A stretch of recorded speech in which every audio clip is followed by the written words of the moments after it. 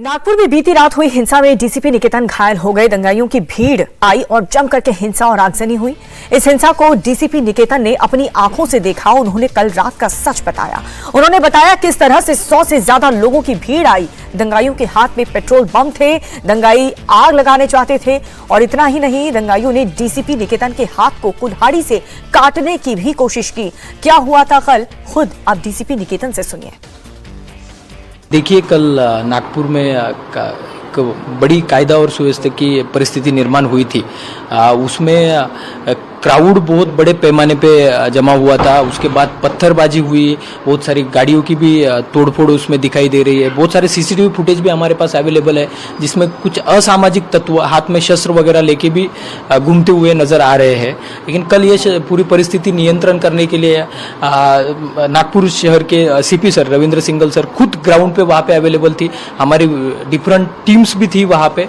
लेकिन जिस तरह से पत्थरबाजी हर दिशा से हो रही थी, उसमें अपने कुछ अधिकारी, कुछ अमलदार इंजर्ड भी हुए हैं और ये भी घटना वैसे ही हुई है। एक्चुअली एक एग्जैक्ट क्या हुआ था, आप तब क्या कर रहे थे, कहाँ पे, कितने बजे का समय था? ये 10-10:30 बजे के करीब का समय होगा। हम वहाँ पे बहुत नैरो लेन्स है, लेन्स के अंदर जब जा रहे थे तो वो हमारी एक टीम एक घर में कुछ सस्पेक्टेड लोग थे कि जो स्टोन पेल्टिंग करके छुपे हुए थे, वहाँ पे जाके चेक कर रही थी और उतने में एक 100 लोगों का क्राउड एक दूसरी गली से अचानक वहाँ पे आया। उनके पास शस्त्र थे, उनके पास पेट्रोल था, उनके पास आग लगाने के लिए भी चीज़ें अवेलेबल थी, लाठियाँ थी। तो मेरी टीम अंदर थी, तो मेरा पहले नेचुरल रिस्पांस यही था कि इनको यहीं पे रोका जाए या फिर पीछे ढकेला जाए, नहीं तो फिर आगे कुछ भी हो सकता था। तो मैंने उसी प्रकार से आगे जाके इनको जोर जोर से चिल्ला के रोकने का प्रयास भी किया। उनमें से कुछ लोग पीछे भी हट गए, लेकिन एक के पास वो कुल्हाड़ी थी, वो उसने आगे आके वार किया और मैंने हाथ आगे करने की वजह से यहाँ पे फिर एक डीप इंजरी भी हुई। लेकिन थैंकफुली कि हमारी टीम में से किसी को कुछ हुआ नहीं, सब लोग वहाँ से सेफली बाहर निकल आए। वो जो मॉब था, वो क्या आपको लगता था ये पूर्व नियोजित उनका पूरा ये एक तरीके से प्लान था ऐसा? जब हम वहाँ पे गलियों में अंदर जा रहे थे तो हर गली में बड़े पैमाने पे मॉब दिख रहा था और कुछ पैमाने पे ऊपर से, बिल्डिंग के ऊपर से भी पत्थरबाजी होते हुए दिख रही है। और बिल्डिंग के ऊपर पत्थर कैसे गए, ये तो पहला सवाल उसमें आता है। तो कुछ लग तो रहा है इसमें प्राथमिक दृष्टि की कुछ ना कुछ इसमें नियोजन हो सकता है, लेकिन अपने इन्वेस्टिगेशन का पार्ट है वो, उसमें सारी चीज़ें क्लियर होगी। सोशल मीडिया भी चेक किया जाएगा, क्योंकि बहुत सारे सोशल मीडिया पे भी मैसेजेस वायरल हुए थे, वो ऑलरेडी हमने वो एविडेंसेस गैदर किए हैं, तो सारी चीज़ें क्लियर हो जाएगी। उनका जो टारगेट था वो उनका अपोजिशन था या फिर पुलिस थी?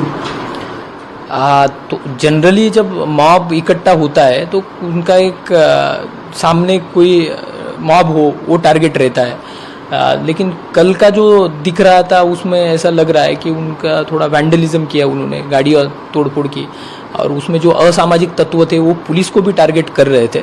उनको जल्दी आइडेंटिफाई किया जाएगा कि अपने पास फुटेजेस अवेलेबल है और उनके ऊपर स्ट्रिंजेंट लीगल एक्शन भी ली जाएगी। ये पूरे वाक़ये के बाद खुद सीएम ने आपसे बात की है, आपके धाड़स की तारीफ की है। सीएम ने क्या कहा आपसे और कैसा महसूस करते? सीएम सर ने कॉल किया था, उन्होंने तबीयत के बारे में भी जानकारी ली और उसके साथ ही उन्होंने पूरे नागपुर पुलिस की प्रशंसा भी की है। उससे डेफिनेटली नागपुर पुलिस का और इन जनरल महाराष्ट्र पुलिस का एक कॉन्फिडेंस बढ़ने में मदद होगी और इसके आगे भी फ्यूचर में हम ऐसे ही करेजियसली काम करते रहेंगे। तो जैसा कि आपने सुना, दंगा वाली रात क्या कुछ हुआ, हिंसा के बाद वहां पर क्या हुआ, और ये जो उपद्रवी वहां पर पहुंचे थे उनके हाथ में न सिर्फ पत्थर थे, गाड़ियों में आग लगाने का सामान था, बल्कि धारदार हथियार भी था। दंगाइयों के हाथ में पेट्रोल बम थे। दंगाई आग लगाना चाहते थे और किया भी ऐसा ही।